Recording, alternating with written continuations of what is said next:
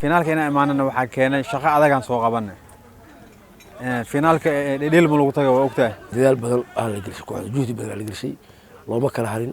madaxda dekada ugu sareyso maamulka naadiga dekada gudoomiyaha dadaal dheer ah soo galnay in finaalka imaano tiimka runtii aad u wada dadaashay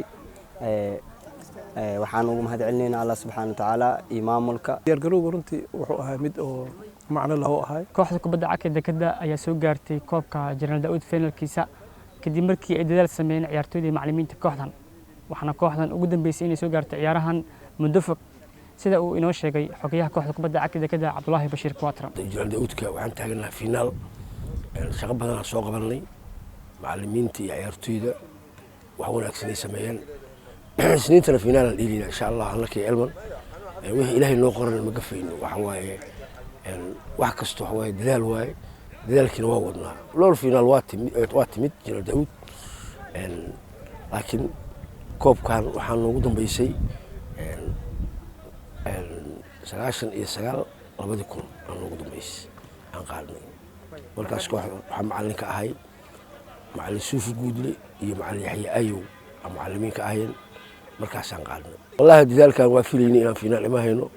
لكن دلال بدل أهل الجلسة كوحدة جهد بدل الجلسة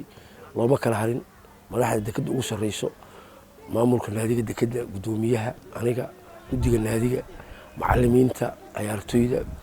وقت في عن سمعيني تبى بدل واقع هذا يعني ذلك إنه هو مريه إلهي ونقوله qaar kamid ciyaartoyda kooxda kubadda cagta dekada ayaa sheegay inay dadaal badan u soo galeen inay soo gaaraan koobka labaad ee ugu weyn Soomaaliya ee lagu xuso taliyihii hore ciidanka xoogga dalka ee Soomaaliya General Daud Cabdulle Xirsi alxamdulillah horta ilaaha mahad iska leh oo inta soo gaarsiiyay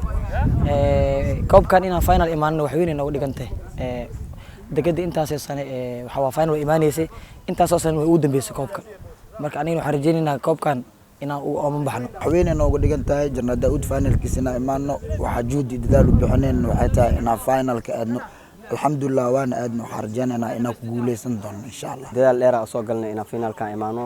tiimka runtii aad u wada dadaashay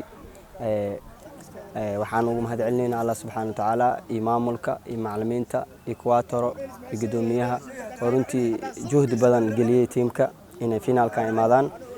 runtii anagana waxa waay finaalkan waqti badan aan sugeynay dadaalka ugu badan aan gelinay koobkan inaan kamera dhalino insha Allah meeshii kama dambeysku waa joognaa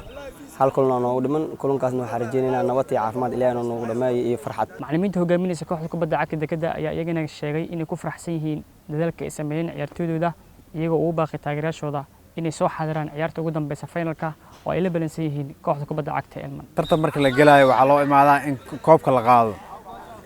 marka anaga aad ugu faraxsanahay inaan finaalka imaano finaalka inaan imaanana waxaa keenay shaqo adagaan soo qabanay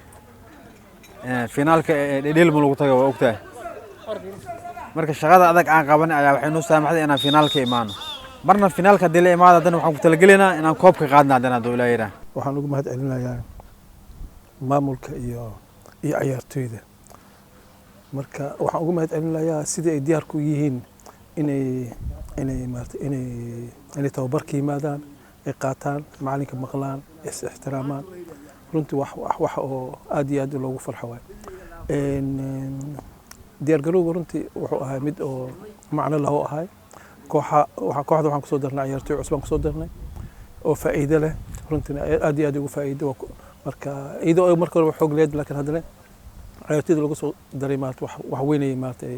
ay kooxda ku kordhiyaan si kastaba kooxda kubadda cagta dekada ayaa muddooyinkii la soo dhaafay aan ku guuleysan wax koob ah waxaana iminka ay sugayaan inay ku guuleystaan koobka General Daud Cabdulle Xirsi oo ah koob lagu maamuuso taliyihii hore ciidanka xoogga ee dalka waxaana taageerayaasha ay kooxda ka sugayaan inay hantaan koobkan taariikhiga ah Maxamed Xuseen Qaliile magaalada Muqdisho